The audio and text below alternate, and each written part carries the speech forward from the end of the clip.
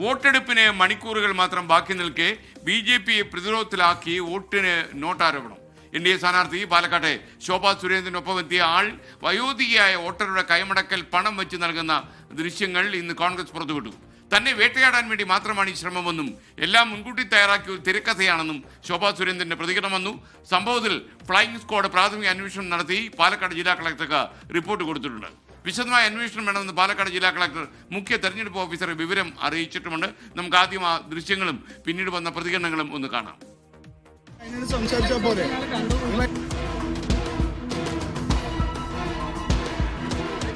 ഞങ്ങളുടെ വാർഡല്ലേ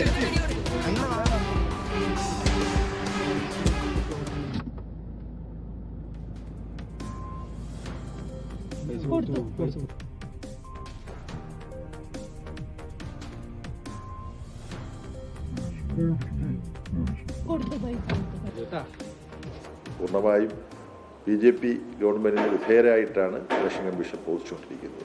എന്നാലും ജനങ്ങൾ ഇത് തിരിച്ചറിഞ്ഞ് തെരഞ്ഞെടുപ്പിനെ ഒരു പ്രഹസനമാക്കി തീർക്കുന്ന പണാധിപത്യത്തിൻ്റെ ഒരു വേദിയായി തെരഞ്ഞെടുപ്പിനെ അധപ്പതിപ്പിക്കുന്ന BJPക്കും NDAയ്ക്കും എതിരായിട്ട് ഉറച്ച നിലപാടെടുക്കണം എന്നാണ് എനിക്ക് പറയാനുള്ളത്. പാലക്കാട് BJP സ്ഥാനാർത്ഥി അവരുടെ പ്രവർത്തകർ സ്ഥാനാർത്ഥിയുടെ സാന്നിധ്യത്തിൽ തന്നെ പണം വിതരണം ചെയ്യുന്ന വീഡിയോ കോൺഗ്രസ് പിടിച്ചെടുത്ത് അത് പബ്ലിഷ് ചെയ്തത്. അപ്പോൾ ഇന്നലെ മുഴുവൻ എല്ലാവർക്കും ഏറ്റവും പാവപ്പെട്ടവരുടെ വീടുകളിൽ കൊണ്ടുപോയി പണം കൊടുക്കുകയും അവർക്ക് സാരികൾ വിതരണം ചെയ്യുകയും ചെയ്യാണ്. BJP വ്യാപകമായി സംസ്ഥാനത്തുടനീളം ഈ തമിഴ്നാട്ടിലൊക്കെ ചെയ്യുന്നത് പോലെ സാരി വിതരണം ചെയ്യുകയും പണം കൊടുക്കുകയും ചെയ്യാണ്. കേരളത്തിലെ രാഷ്ട്രീയത്തിൽ അങ്ങനെ ഒരു ശീലം ഇല്ലാത്തതാണ്. പുതിയ ശീലത്തിലാണ് BJP തുടക്കം കുറിച്ചിരിക്കുന്നത്. അമ്മയൊക്കെ ഇങ്ങനെ നക്കാപ്പിച്ചൊക്കെ വാങ്ങിച്ച് വോട്ട് ചെയ്യുന്നവരാണ് അതേപോലെ ഒരു അമ്മ എന്നൊക്കെ പറഞ്ഞ് അപഹസിക്കുകയും പരിഹസിക്കുകയും ചെയ്യുന്നത്. നിങ്ങൾക്ക് രാഷ്ട്രീയപരമായിട്ട് ഞങ്ങളെ എതിർക്കാം, പക്ഷെ എന്തിനാ ഈ പാവപ്പെട്ട അമ്മയൊക്കെ ഇങ്ങനെ അപമാനിക്കണം? ഇന്നലെ തന്നെ ശോഭാ സുരേന്ദ്രൻ പൈസ വോട്ടർമാർക്ക് കൊടുക്കുന്നതായിട്ടുള്ള പരാതി കളക്ടറുടെ കയ്യിൽ കിട്ടിയിട്ടുണ്ട്. അപ്പം ആദ്യം പരാതി തയ്യാറാക്കി അത് കളക്ടർക്ക് കൊടുത്തു, ഫ്ലൈയിങ് സ്ക്വാഡിനെ റെഡിയാക്കി, പിന്നെ ഒരു കഥ തയ്യാറാക്കി. ഒരു മാധ്യമം ഞാൻ വരുന്നതിന് മുൻപ് തന്നെ നടയടി തുടങ്ങി. ശോഭാ സുരേന്ദ്രന് പാലക്കാട് ആകെ പ്രശ്നമാണ് എന്ന് പറഞ്ഞുകൊണ്ട് നടയടി നടത്തിക്കൊണ്ടാണ് എന്നെ സ്വീകരിച്ചത്. അതേ മാധ്യമം തന്നെയാണ് ഇന്ന് മീഡിയ ഗ്രൂപ്പിൽ പോസ്റ്റ് ആദ്യമിടുന്നത്. ഒരാൾ കഥയുണ്ടാക്കുന്നു, തിരക്കഥ വേറൊരാൾ അതിന് സഹായം ചെയ്തു കൊടുക്കുന്നു, അതൊരു മീഡിയ പ്രവർത്തകൻ പോസ്റ്റ് ചെയ്യുന്നു. എന്താണ് ആ റോഡിൽ ഉണ്ടായത്, എന്താണ് സംഭവിച്ചത് എന്ന് പോലും എൻ്റെ ഭാഗം കേൾക്കാതെ ഇന്ന് കേരളത്തിൽ ഈ നിശബ്ദ പ്രചരണത്തിൻ്റെ ദിവസം അങ്ങേയറ്റം എന്നെ വ്യക്തിപരമായി അപമാനിക്കുന്ന രീതിയിലാണ് നിങ്ങൾ ഈ വാർത്ത കൊടുത്തത്. എല്ലാവർക്കും പൈസ കൊടുക്കുന്ന തരത്തിലുള്ള, പക്ഷേ കൃത്യമായ ഒരു തെളിവില്ലായിരുന്നു. ഈ തെളിവ് കിട്ടുന്നുള്ളതായിരുന്നു. ഇന്ന് തെളിവ് കിട്ടി എന്നുള്ളതാണ് യാഥാർത്ഥ്യം. ജനാധിപത്യ വ്യവസ്ഥയിൽ എങ്ങനെ അംഗീകരിക്കുക? പൈസ കൊടുത്ത് വോട്ട് വാങ്ങിക്കുക എന്നൊക്കെ പറയുന്നത് ഏറ്റവും മോശമായ കാര്യമല്ല.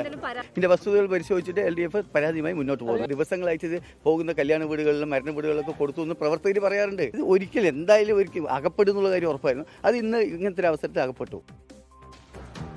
ഷാരിഖ് പാലക്കാട് ഷാരിഖ് നവാസ് വിശദാംശങ്ങളുമായി ചേർന്നു. പറയൂ ഷാരിഖ്, എന്താണ് ഇന്നത്തെ പകലിൽ പാലക്കാട് ഉണ്ടായത്?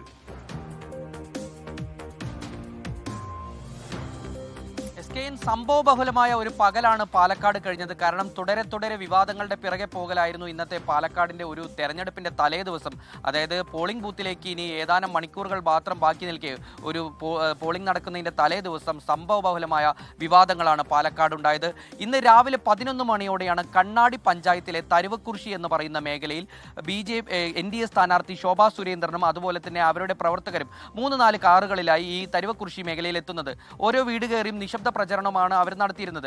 എന്നാൽ ഒരു ദേവു എന്ന് പറയുന്ന, ആ പ്രദേശത്ത് താമസിക്കുന്ന ദേവു എന്ന് പറയുന്ന ഒരു വയോധികയായ 72 വയസ്സുള്ള അവരുടെ വീട്ടിലെത്തുന്നു. അവരോട് വോട്ട് ചോദിക്കുന്നു, കാര്യങ്ങൾ അന്വേഷിക്കുന്നു, ഇത് മടങ്ങുന്നു. ഉടനെ തന്നെ ഇവരുടെ കൂടെ ഉണ്ടായിരുന്ന ഒരു വെള്ള ചുരിദാറിട്ട ആ സ്ത്രീയുടെ പേരൊക്കെ പിന്നീട് പുറത്തു വന്നു. സിമി സജീവ് നായർ എന്ന് പറയുന്ന BJPയുടെ തന്നെ മുംബൈയിലെയും ഒക്കെ ഭാരവാഹിയായിരുന്ന ഒരു സ്ത്രീ ഇവരുടെ അടുത്തേക്ക് ചെന്ന് ബാഗിൽ നിന്ന് 5000 രൂപ എടുത്ത് കൈമടക്കായി നൽകുന്നു. അവരും തിരികെ പോകുന്നു. ഇതിനിടെ ഈ പ്രദേശത്ത് പ്രദേശത്ത് കോൺഗ്രസ് പ്രവർത്തകരും സ്ക്വാഡ് വർക്കായി ഇറങ്ങിയിരുന്നു. വീടുകളിൽ കയറി ആളുകളെ വോട്ട് തേടിയും മറ്റും ഒക്കെ സ്ക്വാഡ് വർക്ക് നടത്തിയിരുന്നു. ഇവരുടെ ശ്രദ്ധയിൽപ്പെടുകയും ഇവർ മൊബൈലിൽ ഇത് ചിത്രീകരിക്കുകയും ചെയ്തു. തുടർന്ന് ഇവരുടെ കാർ ഫോളോ ചെയ്ത് ശോഭാ സുരേന്ദ്രനും അതുപോലെ തന്നെ BJP NDA സംഘവും സഞ്ചരിച്ചിരുന്ന കാർ ഫോളോ ചെയ്ത് തടഞ്ഞു നിർത്തി ഇത്തരത്തിൽ ഇത് ചോദ്യം ചെയ്തു. എന്തിനാണ് ഇത്തരത്തിൽ വോട്ടർമാർക്ക് കാശ് കൊടുക്കുന്നതെന്ന്. അപ്പോൾ മുതലാണ് ശോഭാ സുരേന്ദ്രൻ ഇവരോട് മോശമായി തട്ടിക്കയറാനും തുടങ്ങിയത്. മൊബൈലിൽ ഈ ദൃശ്യങ്ങൾ, അതായത് ശോഭാ സുരേന്ദ്രനും പാലക്കാട് നഗരസഭ മുൻ ചെയർപേഴ്സൺ പ്രമീള ശശിധരനും അതുപോലെ തന്നെ ഈ സിമി സജീവ് നായരും ഉൾപ്പെടെയുള്ളവരോട് ഇതുമായി ബന്ധപ്പെട്ട് ചോദ്യം ചെയ്യുമ്പോൾ ഇവർ മറ്റൊരു KSU പ്രവർത്തകൻ ഇത് മൊബൈലിൽ ചിത്രീകരിക്കുന്നുണ്ടായിരുന്നു. മൊബൈലിൽ തട്ടി വാങ്ങുകയും അതുപോലെ ബലം പിടിച്ച് വാങ്ങാൻ ശ്രമിച്ചു. എന്നാൽ വീണ്ടും അവർ മൊബൈലിൽ ഈ ദൃശ്യങ്ങൾ പകർത്തിക്കൊണ്ടിരുന്നു. അത്തരത്തിൽ വാഗ്വാദമുണ്ടായി. കരണക്കുറ്റി അടിച്ച് പൊളിക്കുമെന്ന് ഉൾപ്പെടെയുള്ള ഭീഷണിയാണ് ശോഭാ സുരേന്ദ്രൻ മുഴക്കിയത്. അത്തരത്തിൽ ആ ദൃശ്യങ്ങളിൽ ആ വാക്കുകളെല്ലാം വ്യക്തമാണ്. അതിനെ തുടർന്നാണ് ഈ സംഭവം പുറം ലോകം മാധ്യമങ്ങളിലൂടെ അറിയുന്നത്. ഈ വാർത്ത വലിയ രീതിയിൽ വലിയ വിവാദത്തിലേക്ക് ആളിക്കത്ത് പടരുകയുണ്ടായി. ഉടനെ തന്നെ കോൺഗ്രസ് നേതാക്കളും അതുപോലെ തന്നെ UDFന്റെ നേതാക്കളും ഈ സംഭവ സ്ഥലത്തെത്തി. ഇത് അവർ ജില്ലാ കലക്ടർക്കും അതുപോലെ തന്നെ വരണാധികാരിയായ RDOക്ക് ഉൾപ്പെടെ പരാതി നൽകി. അതുപോലെ തന്നെ ജില്ലാ പോലീസ് മേധാവിക്ക് പരാതി നൽകി. ഇത്തരത്തിൽ LDF പ്രവർത്തകരും അതുപോലെ തന്നെ LDF സ്വതന്ത്ര സ്ഥാനാർത്ഥിയുമായി NMR അസോക്കും പ്രദേശത്തെത്തി. അവരും ഇത്തരത്തിൽ പരാതി നൽകുകയുണ്ടായി. ഇതിൽ ഒടുവിൽ ഇപ്പോൾ അല്പസമയം മുമ്പ് കലക്ടർ ഇതുമായി ബന്ധപ്പെട്ട് മാധ്യമങ്ങളെ കണ്ടിരുന്നു. കലക്ടർ പറഞ്ഞത്, അതായത് ഈ വിഷയവുമായി ബന്ധപ്പെട്ട് കൂടുതൽ അന്വേഷണം നടത്താൻ പോലീസിന് നിർദ്ദേശം നൽകിയിട്ടുണ്ട്. വരണാധികാരിയായ RDOക്ക് ഇതിന് അഡ്മിനിസ്ട്രേറ്റീവ് അന്വേഷണം മാത്രമേ നടത്താൻ പറ്റുകയുള്ളൂ. കാരണം തിരഞ്ഞെടുപ്പുമായി എന്തെങ്കിലും ചട്ടം ലംഘിച്ചിട്ടുണ്ടോ എന്നുള്ള കാര്യങ്ങൾ മാത്രമാണ് RDOക്ക് അന്വേഷണം നടത്താൻ കഴിയുള്ളൂ. ബാക്കിയുള്ള കൂടുതൽ അന്വേഷണം ഇതുമായി ബന്ധപ്പെട്ട പണം വാങ്ങിയത് അതുൾപ്പെടെയുള്ള കാര്യങ്ങൾ പോലീസാണ് അന്വേഷിക്കുക. പോലീസ് ഇതുമായി ബന്ധപ്പെട്ട ഈ ദൃശ്യങ്ങൾ ഓൾറെഡി ശേഖരിച്ചു കഴിഞ്ഞിട്ടുണ്ട്.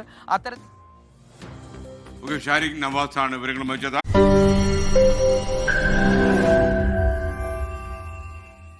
ലോകത്തെവിടെയായാലും ഏത് സമയത്തും 24 വാർത്തകളും ഓഗ്മെന്റഡ് റിയാലിറ്റി പാക്കേജുകളും എക്സ്പ്ലെയിനറുകളും വിശദമായി കാണാൻ ഞങ്ങളുടെ YouTube ചാനൽ നിങ്ങൾക്ക് സബ്സ്ക്രൈബ് ചെയ്യാം.